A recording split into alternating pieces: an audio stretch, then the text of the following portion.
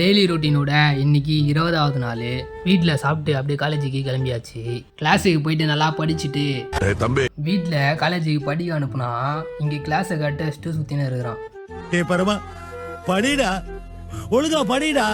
நீ படிச்சு பெரிய ஆளாகணும்டா, பெரிய உத்தியோகத்துக்கு போகணும்டா. இந்த மாதிரி காத்தாடி கடையில் உட்காந்து நீ வேலை பார்க்கணும்டா, அதை இந்த கிழவை பார்க்கணும்டா. அதுக்கு தாண்டா இந்த உசுரை பிடிச்சிட்டு இருக்கேன். பரமா தயவு செய்து படிடா. மச்சானுக்கு ஹாப்பி பர்த்டே கேக் வாங்கலான்னு போயிருந்தோம்.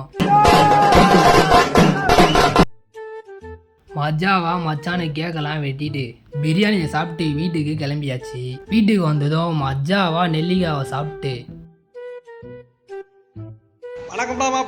மஜாவா நடைப்பயணத்தை போட்டு ஜிம்முக்கு கிளம்பியாச்சு. ஜிம்முக்கு போயிட்டு வீட்டுக்கு வந்ததும் சிக்கமா லூஸ் மோஷன் ஆயிடுச்சு. என் மச்சானு உடம்பு சரியில்லை, அதனால மெடியில் மாத்திரை வாங்கிக்கினேன். எனக்கு மாத்திரை வேணான்னு சொன்னேன், கடைசியில் எண்ணெயை வாங்க வச்சிட்டான்.